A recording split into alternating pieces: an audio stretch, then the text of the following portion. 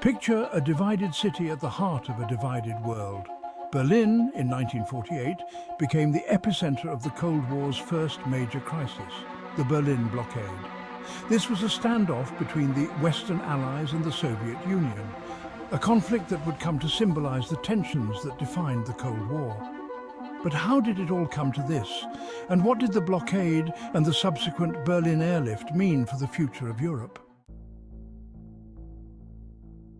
In the aftermath of World War II, Germany lay in ruins. The victorious Allies, the United States, the Soviet Union, Britain and France, divided the country into 4 occupation zones. Berlin, as the capital, was also split into 4 sectors, even though the city itself was entirely surrounded by the Soviet zone of occupation. This created a precarious situation, especially as relations between the Soviets and their former allies rapidly deteriorated. At the heart of the crisis were 2 competing visions for post-war Europe. On one side, the Soviet Union sought to secure its control over Eastern Europe, creating a buffer zone of socialist states loyal to Moscow. On the other side, the Western Allies, particularly the US, wanted to rebuild Europe along democratic and capitalist lines. The Marshall Plan, launched by the US in 1947, was a key part of this effort. It aimed to provide massive financial aid to rebuild war-torn Europe, but Stalin saw it as a threat to Soviet influence, especially in Germany.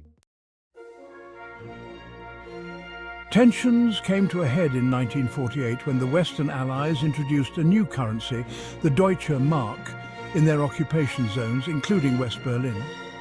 The new currency was designed to stabilize the German economy, but the Soviets saw it as a direct challenge to their control over East Germany. The introduction of the Deutsche Mark was essentially the Western powers asserting their influence in a divided Germany, and to Stalin, it threatened to solidify the division of Germany into 2 separate entities, a capitalist West and a socialist East. In response, Stalin ordered a blockade of all ground routes into West Berlin on June 24, 1948. Roads, railways and waterways were all cut off. The goal was simple: to starve the Western Allies out of Berlin, forcing them to abandon the city and leave it fully under Soviet control. This was a bold move.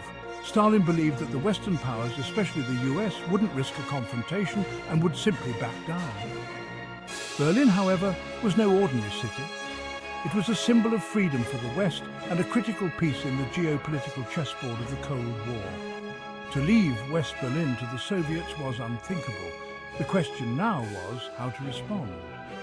The Western Allies had no intention of giving in, but they also didn't want to spark a direct military confrontation that could escalate into another world war. The solution they came up with was both audacious and unprecedented: the Berlin Airlift.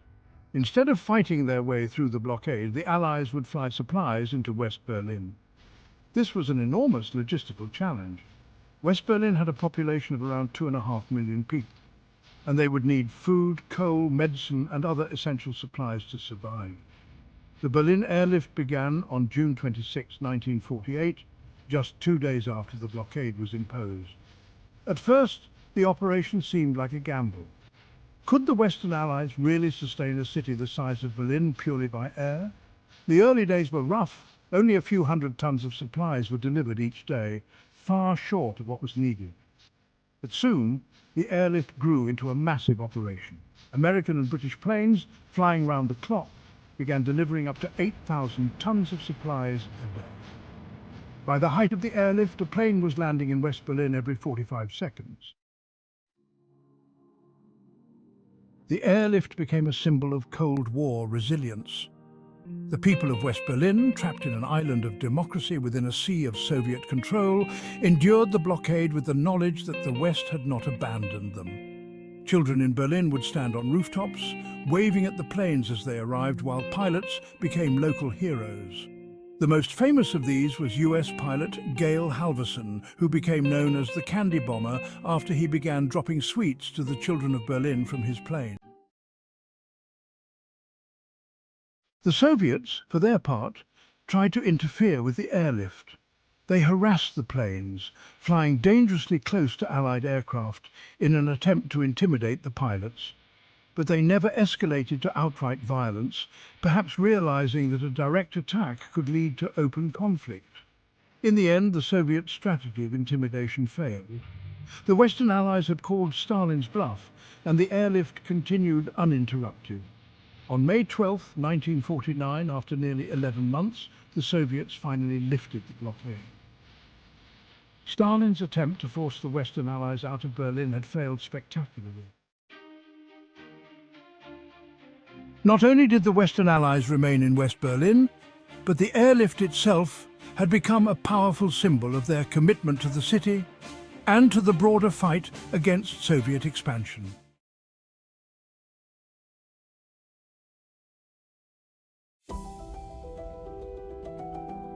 The consequences of the Berlin blockade and airlift were far-reaching.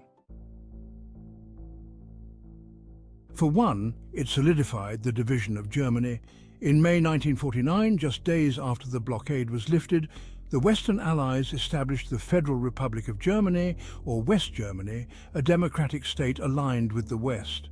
In response, the Soviets formed the German Democratic Republic, or East Germany, later that year, cementing the division of Europe into two opposing blocs.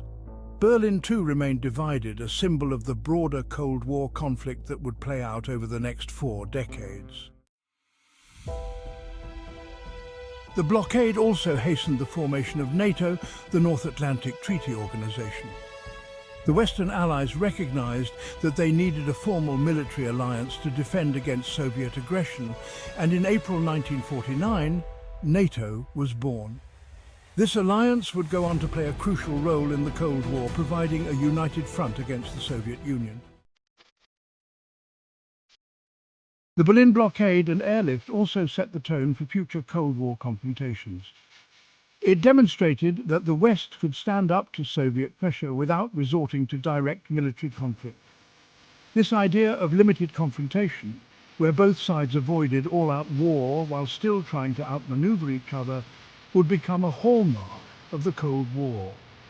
Proxy wars, diplomatic standoffs, and strategic competitions would define the conflict for the next 4 decades.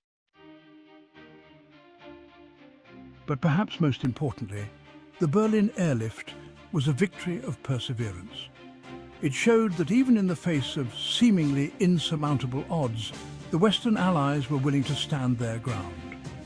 The people of West Berlin had been cut off from the world, but they had not been abandoned. The airlift not only saved a city, but also became a symbol of the broader struggle for freedom and democracy in the face of Soviet oppression. In the years that followed, Berlin would remain a focal point of Cold War tension. The city's division would become even more pronounced with the construction of the Berlin Wall in 1961, a physical manifestation of the Iron Curtain that separated East from West. But the spirit of the Berlin airlift lived on. It was a reminder that even in the darkest days of the Cold War, there was hope for freedom and unity. It was a message that resonated far beyond the borders of Berlin and played a key role in shaping the narrative of the Cold War.